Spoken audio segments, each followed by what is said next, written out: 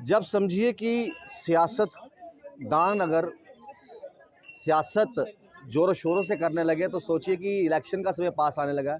बहुत से कटाक्ष, इस लीडर ने ये किया, इस लीडर ने ये किया, यहाँ पर कमी ये रहेगी, ये अच्छा हो सकता था, वो अच्छा हो सकता था।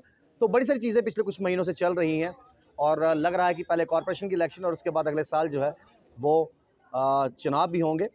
अब देखना ये है कि भाजपा हर बार कहती है कि हम तैयार बैठे हैं, इस बार आंकड़ा 50 के पार है और क्या वो जनता का विश्वास है वो इतना कमा पाए हैं कि इस बार भी वोट जो है भाजपा को लोग झोलियां भर भर कर देंगे। हमारे साथ विक्रम दावा जी हैं। विक्रम जी, भाजपा ने कहा 50 के पार और भाजपा कहती है कि हम हमेशा इलेक्शंस के लिए तैयार हैं।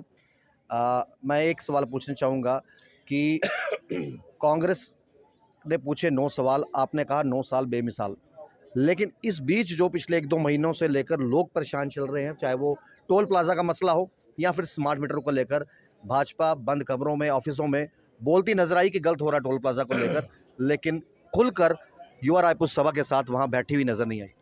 23 सितंबर का आज एक ऐतिहासिक दिन है। महाराज हरि सिंह जी का जन्म दिवस है, 128वां। और मुझे लगता है इससे बड़ा बेहतरीन दिन हम जम्मू कश्मीर के डोगरों के लिए नहीं हो सकता है, क्योंकि हम जम्मू कश्मीर वासियों को अगर सही में भारत का विलय करवाने के लिए किसी व्यक्ति का अंतिम हस्ताक्षर चला था तो वो महाराजा हरि सिंह जी का चला था। और यकीनी तौर पर आज आप देख सकते हैं कि हर तरफ ना सिर्फ युवा राजपूत सभा या राजपूत कम्युनिटी के लोग, हर व्यक्ति जाति मिलत से ऊपर उठकर हिंदू, मुस्लिम, सिख सब जो हैं वो महाराज जी के प्रति नतमस्तक हैं और अपनी आने वाली पीढ़ियों के लिए आभार उनका व्यक्त करते हैं कि आपने उस वक्त एक बेहतरीन निर्णय लिया। हालांकि जवाहरलाल नेहरू और शेख अब्दुल्ला की कूटनीति जो है वो गलत रास्ता अख्तियार करने के लिए शायद उनको मजबूर कर सकती थी, उनको गलत रास्ते पे डाल सकती थी, लेकिन उन्होंने अपने विवेक से जो निर्णय लिया उसका परिणाम है कि आज आप मेरा यहाँ इंटरव्यू ले रहे हैं और मैं आपको यहाँ इंटरव्यू दे रहा हूँ। हम ओपनली शरेआम भारत माता की जय बोलते हैं और यही सत्य है। आज के दिन हम इसी पे रखेंगे तो मुझे लगता है बहुत अच्छा रहेगा। कल के बाद लंबी बात करेंगे, इसमें क्या दिक्कत है। चलो इसी मुद्दे पर बात करते हैं। कल भाजपा ने बड़ा जोरों शोरों से जो है महाराजा हरि सिंह जी की प्रतिमा के नीचे जो है एक कार्यक्रम रखा, लेकिन वहां पर युवा रायपुर सभा के कुछ लोग नाराज नजर आए, वहां पर नारेबाजी भी हुई। हम इलेक्शन के मुद्दों के लिए पूरी उम्र पड़ी है, फिर किसी भी बात करेंगे, स्मार्ट मीटर किसी और दिन बात करेंगे, टोल प्लाजा किसी और दिन बात करेंगे। ये जो कल शाम को ये घटना हुई, किस तरह से देखते हो? देखिए, महाराज जी का जन्म दिवस भारतीय जनता पार्टी पिछले 70-75 वर्षों से हर वर्ष मनाती आ रही है। चाहे हम वो जनसंघ में रहे, प्रजा परिषद में रहे, जम्मू कश्मीर भारतीय जनता पार्टी का यूनिट जो है, जब कोई भी शायद राजपूत सभा या फिर कोई और बिरादरी भी है वो इतने हाई प्रोफाइल तरीके से नहीं बनाते थे। हमने महाराज जी को सदैव ही अपने हृदय में एक स्थान दिया है और भारतीय जनता पार्टी संगठनात्मक नाते हम हर साल उनका जन्मदिवस मनाते आए हैं।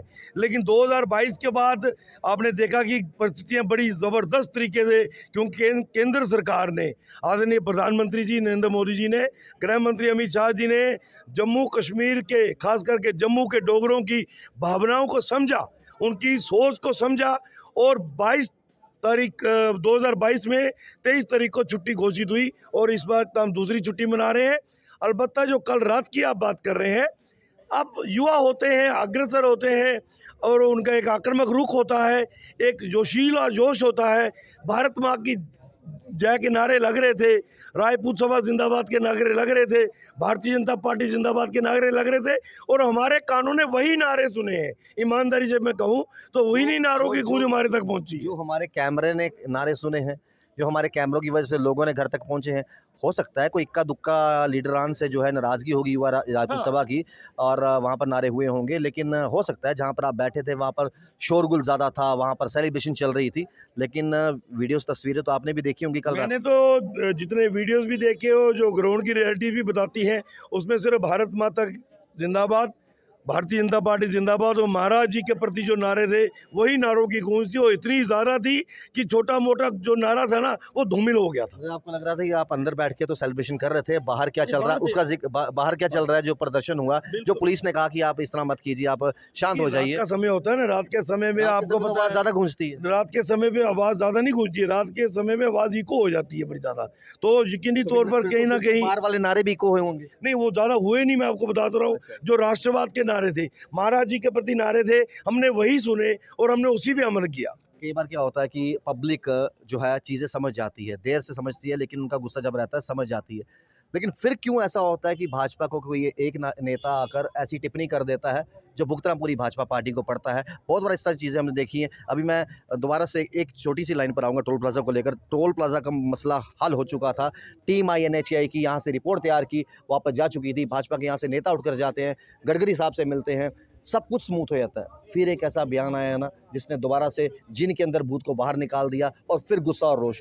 आपको लगता है कि किसी भी नेता को चाहे जो अपने आप को सेवादार कहता है, कार्यकर्ता कहता है, इस तरह की बयानबाजी नहीं करनी चाहिए जो किसी को आहत करे? ने प्रयास होना चाहिए कि हमारी वार्तालाप में, हमारी सोच में, चाहे वो ऐसा नहीं कि मीडिया के सामने या ऑफ द मीडिया भी, हम रूटीन में दिनचर्या में भी अगर हम बात करें, राहुल जी आप व्यक्तिगत तौर पर मेरे साथ बात कर रहे हैं, तो मुझे कोई ऐसी बात नहीं करनी चाहिए जो किसी कम्युनिटी विशेष के खिलाफ जाती हो या फिर वो मैं किसी को ठेस पहुंचाता हूँगा, वो नहीं करनी चाहिए। और ये साधारण है, ये हर व्यक्ति पे लागू होती है, एक पॉलिटिशियन पे भी लागू होती है, एक मीडिया पर्सन पे भी लागू होती है, एक साधारण व्यक्ति पे भी लागू होती है कि मेरी वजह से किसी को ठेस ना पहुंचे, मेरा ऐसा प्रयास रहना चाहिए। लेकिन जाते जाते एक ही बात पूछेंगे, गलतियां हर इंसान से होती है, इंसान गलतियों का पुतला है। हमसे भी बहुत बार हुई हैं और हमें कोई दुराई नहीं गलती करने के बाद माफ़ी मांगने में। आपसे भी कुछ इस तरह से पीछे पास्ट में बयानबाजी हुई थी, आपने माफ़ी मांगी थी प्रेस में आकर। लेकिन कुछ लोग ऐसे हैं जो सिर्फ खेद जताते हैं, माफ़ी नहीं मांगते। एक अपने अपनी अपनी जीवन की शैली होती है ना। अब कई लोग सेब काट के खाते हैं, कहीं पूरा खा जाते हैं, तो मैं काट के खाता हूँ, हिस्से बना के खाता हूँ ताकि सेब सही ठीक से खाऊं। तो खैर विक्रम रंधावा जी हमारे साथ थे और हालांकि उन्होंने ये कहा कि हम बाकी मुद्दों पर किसी और दिन बात करेंगे।